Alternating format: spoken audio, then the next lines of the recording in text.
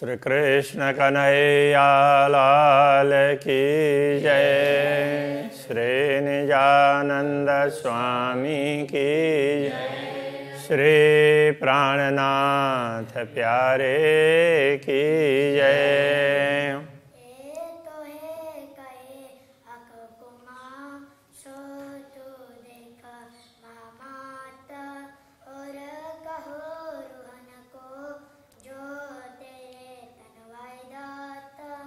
जो तेरे तन वाहे दाता। श्री कृष्ण कन्हैया लाल की। 20वां प्रकरण पूर्ण ब्रह्म परमात्मा के मुखारविंद की शोभा का वर्णन है। तो उसमें पहले मंगलाचरण 6 चौपाई में की है, फिर आगे सुंदर मुखारविंद का वर्णन किया है। हक इल्म के जो आरफ मुख नूर जमाल खूबी चाहे। हक इल्म ब्रह्म ज्ञान, ब्रह्म ज्ञान के आरफ ज्ञानी अनुभवी लोग मुख नूर जमाल खूबी चाहे। पूर्ण ब्रह्म परमात्मा नूर जमाल उनके मुखारविंद की शोभा का वर्णन करना चाहते हैं। जो जानते हैं तो उनको लगता है कि उस शोभा का वर्णन करें। चाहे चाहे फिर फिर चाहे, तो एक बार नहीं चाहते हैं, फिर बार बार चाहते रहते हैं कि एक बार वर्णन करके संतोष नहीं होता है, बार बार करते हैं। देख देख उड़ावे अरवाह, और वे ऐसे दिव्य मुखारविंद की शोभा देखते करके आत्मा को शरीर से आत्मा को छोड़ना चाहते हैं। यही काम आशिकन का हक इल्म, यही काम अनुरागिनी आत्माओं का कार्य यही है, और ब्रह्म ज्ञान का कार्य भी यही है। नूर जमाल का जमाल छोड़े न आठों जाम। पूर्ण ब्रह्म परमात्मा के सौंदर्य को आठों प्रहर वो छोड़ती ही नहीं है। ब्रह्मात्माएं भी उसी का स्मरण करती रहती है, और ये ब्रह्म ज्ञान भी उसी का वर्णन करना चाहता रहता है। खाते पीते उठते बैठते सोवत सुपन जागृत। खाते हो पीते हो उठते समय, सोते हुए स्वप्न में अथवा जागृत अवस्था में हो। दमना छोड़े मासूक को, एक सांस भी पूर्ण ब्रह्म परमात्मा को नहीं छोड़ते हैं। जाको होए हक निश्वत, जिनका संबंध पूर्ण ब्रह्म परमात्मा के साथ में है, वे उनको एक क्षण भी छोड़ नहीं सकते। उनका स्मरण करते रहते हैं, और ये जिह्वा उनका वर्णन करते रहती है। हक वर्णन फेर फेर करे, पूर्ण ब्रह्म परमात्मा के स्वरूप का वर्णन फिर बार बार करती है। फिर यही बात ब्रह्मात्माओं के दिल में बार बार यही बात आती रहती है। वो दोहरा रहे हो ऐसा लगता ही नहीं है। अरस रूहों खाना पीना, परम धाम की आत्माओं का खाना पीना ही यही है, आहार विहार यही है।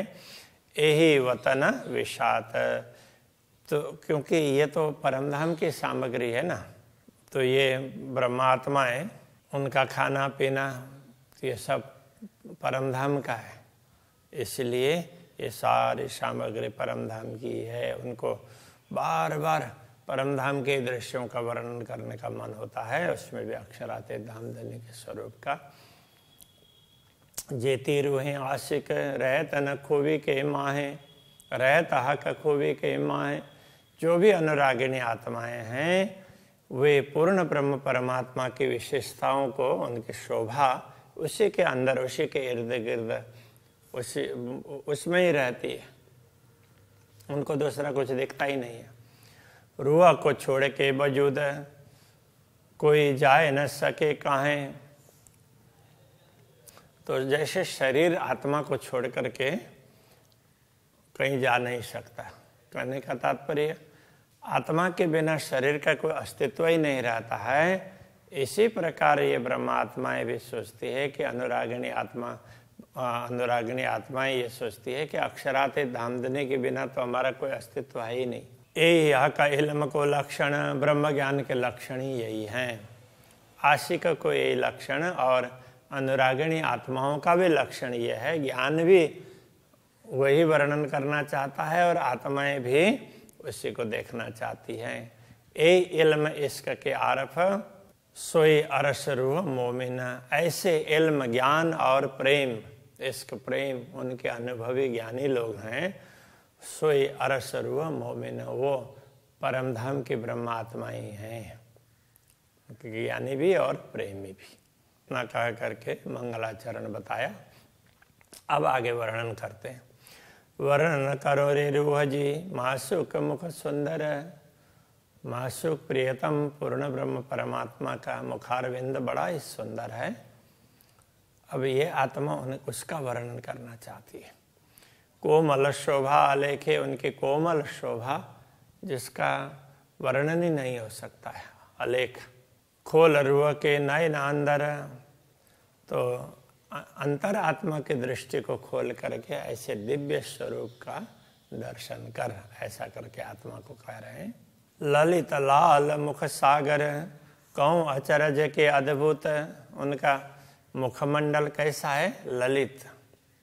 ललित का तात्पर्य कोमल, लाल लालिमा युक्त ऐसा मुखारबिंदा है वो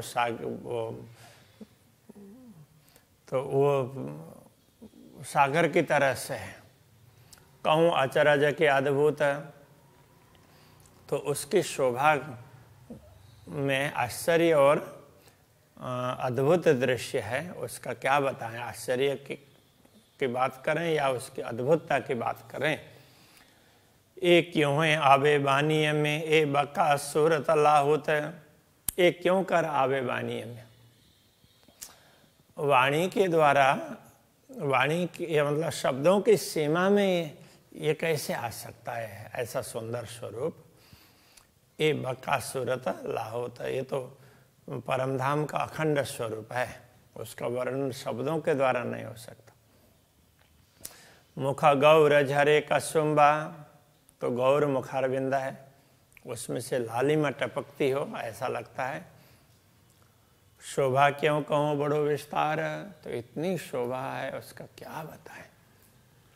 एक तरफ बताना चाहते हैं तो दूसरे तरफ की बात छूट जाती है। रंग कहूँ के सलू की, इसके रंग की बात करें या सुंदरता की बात करें, ए न आवे माहे सुमार, वो तो वर्णन में आ ही नहीं सकता, उस शब्दों की सीमा में नहीं आ सकता, उसका कोई पारावारी नहीं है। कहूँ सागर मुख ज्योतका के, कहूँ मेहर सागर, तो ये मुखमंडल है वो प्रकाश का सागर कहें या कृपा का सागर कहें। के कहूँ सागर कलाओं का, विभिन्न प्रकार की कलाएं हैं, उसका सागर कहें। जुआ कह न सके क्यों कर, ये जुआ किसी भी प्रकार से उसका वर्णन तो कर ही नहीं सकती है। मुख चौक कहूँ के चकलाई, ये मुख चौक का तात्पर्य मुखमंडल, उसकी वर्णन करें, उसकी सुंदरता की वर्णन करें। कि शीतल सागर सुख, उसके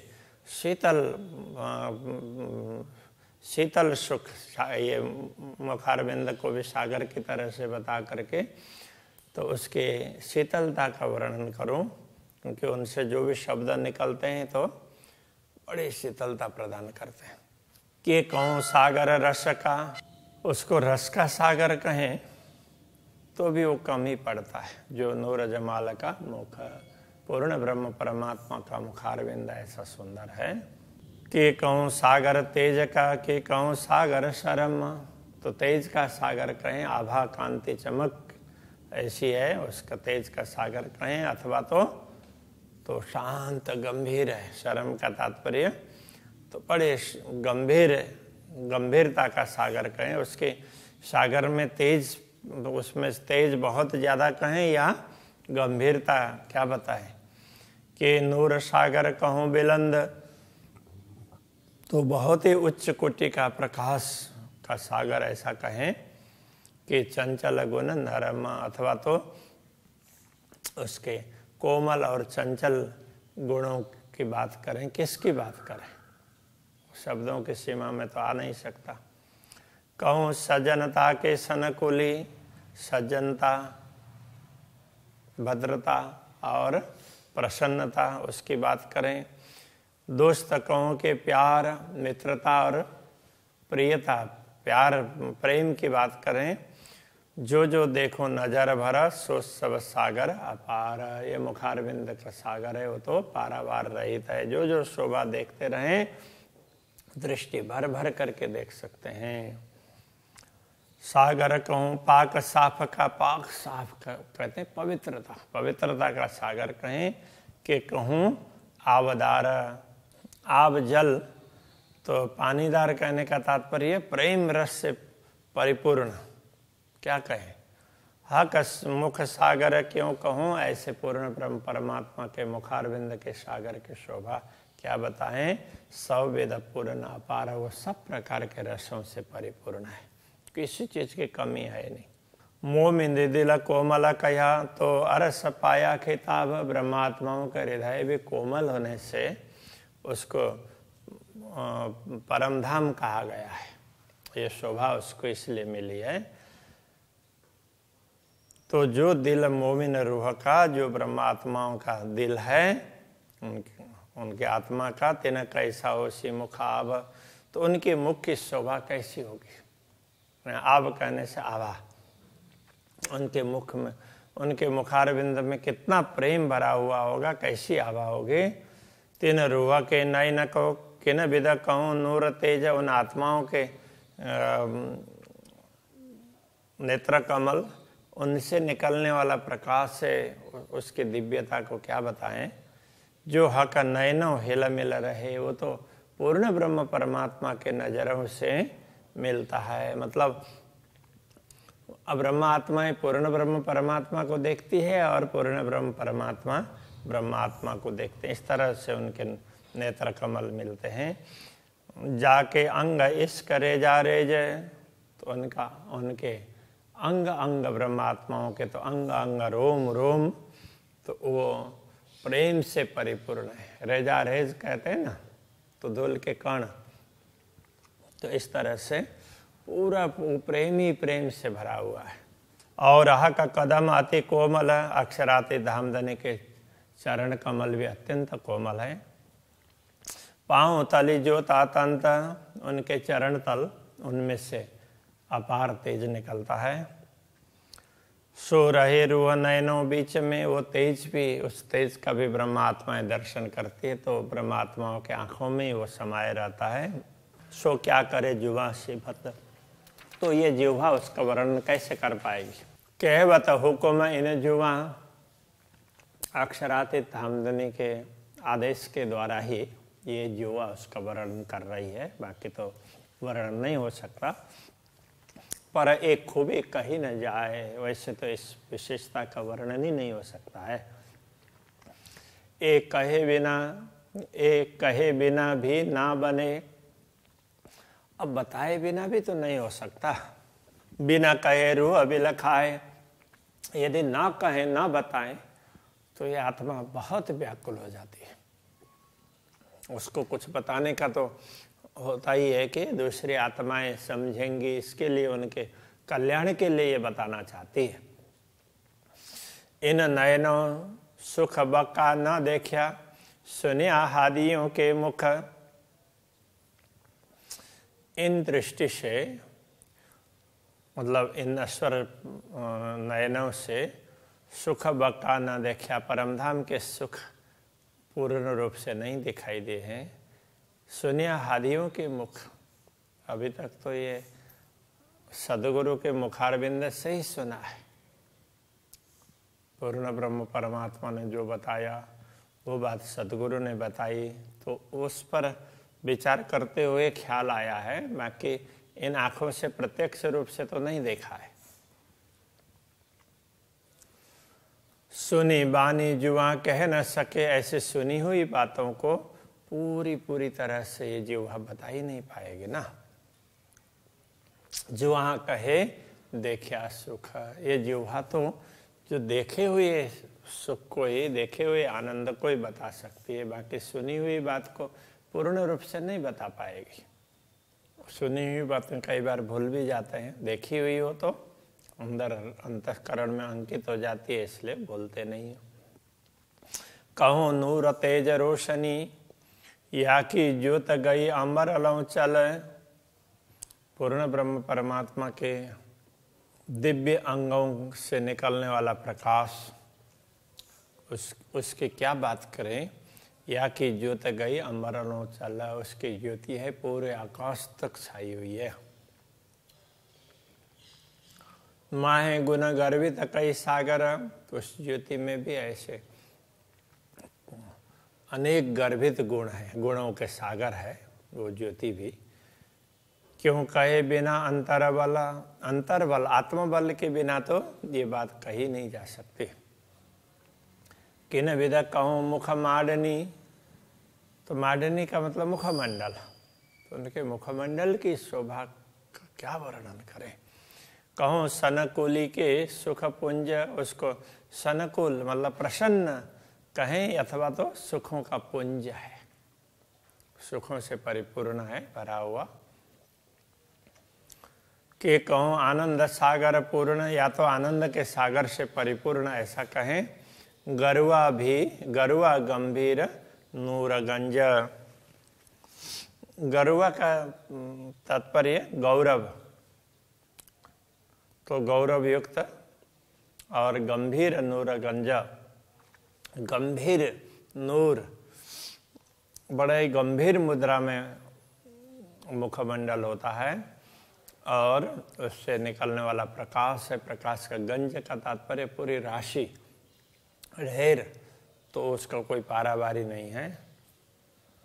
ए सागर स्वरूपी मुखमाशुक, प्रियतम धनी का मुखारविंद इस प्रकार सागर के समान बताया गया है। कई खूबी खुशहाली अनेक, उसमें अनेक प्रकार की विशेषताएं हैं और उससे अपार आनंद का अनुभव होता है। कई रंग तरंग किरणें उठे, उससे विभिन्न प्रकार के रंगों की तरंगे उठती है, विभिन्न प्रकार के रंगों की किरणें, उसकी तरंगें उठती रहती है। ए वही जाने गिनती विवेक, इसकी गिनती तो वही आत्माएं जान सकती है, सब किसी से ये बताया नहीं जा सकता। इन मुख सागर में कई सागर, इस मुखमंडल मुखारविंद के सागर में ऐसे अपार सुख के सागर कई हैं। सुख आनंद अपार, आनंद और अपार सुख उसमें उससे परिपूर्ण है वो। कई सागर सुख सलूकियाँ, उसमें ऐसे सलूकियाँ सुंदरता के वे सागर कई हैं उसमें। माए कई गंज अपार अंबार, उसमें ये अंबार कहते हैं पूरा राशि, इतना ज़्यादा पुंज कहेंगे तो वो भी वही है, गंज कहेंगे अंबार कहें एक ही बात है। तो उसका कोई पारावारी नहीं है, तो इतना ज़्यादा उसमें सुंदरता और अलग अलग प्रकार के गुण उसमें छाए हुए हैं। कोई मोमिन कैसी एक क्यों कहा, हक मुख शोभा सागर। कोई ब्रह्मात्मा के मन में ये आए कि अक्षराते धामधनी के मुखमंडल को सागर की उपमा क्यों दी गई है, तो उसके लिए कहते हैं सूक्ष्म स्वरूप अति सुंदर अति कोमल ललित किशोर सुंदर। तो उनका स्वरूप कैसा है, अत्यंत सूक्ष्म अति कोमल, ललित, ललित का तात्पर्य वो भी, उसमें भी कोमलता ही कह सकते हैं। किशोर सुंदर, किशोर और सुंदर स्वरूप है, उसका कोई पारावारी नहीं, इसलिए उसको सागर की उपमा दी है। जो अरवा होए अरस की, जो परमधाम की आत्मा होती है, सो लीजे दिल धारा, वही इसको हृदय में धारण कर सकती है, इस बात को, इस शोभा को। सूक्ष्म सूरत शोभा बड़ी, तो उनका सूक्ष्म उनके सूरत, उनके उसमें सूक्ष्म शोभा, उनके स्वरूप में बहुत ज़्यादा शोभा है। सो सुनियो पढ़ो उत्तर, तो बस यही उत्तर है। इसका अपार शोभा है, इसलिए उसको सागर कह दिया। पढ़ो उत्तर का मतलब प्रश्न का उत्तर यही है। कया निमुना एक भांत का, ये तो एक प्रकार का उदाहरण ही दिया है। अंग खूबी इसका सागर, उनका अंग है, स्वरूप है, उसकी विशेषता ये है कि ये तो प्रेम का भी सागर ही है। खुशबुएं नरम चकलाइयाँ, उसमें सुगंधी, कोमलता और सुंदरता, तो सब सागर कहे यूं कर, इस प्रकार उन सबको सागर कह दिया। उसका कोई पारावारी नहीं है, इसलिए सागर है। अभी यहीं रखते हैं। तो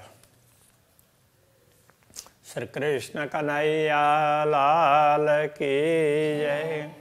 सब सागर कहे यूं कर, सब सागर कहे यूं कर, कहा निमुना एक भांत का, कया निमुना एक भांत का, अंग खूबी इसका सागर, अंग खूबी इसका सागर, खुशबुए नरम चकलाइयाँ, खुशबुए नरम चकलाइयाँ, सब सागर कहे यूं कर, सब सागर कहे यूं कर, सब सागर कहे यूं कर, सब सागर कहे यूं कर,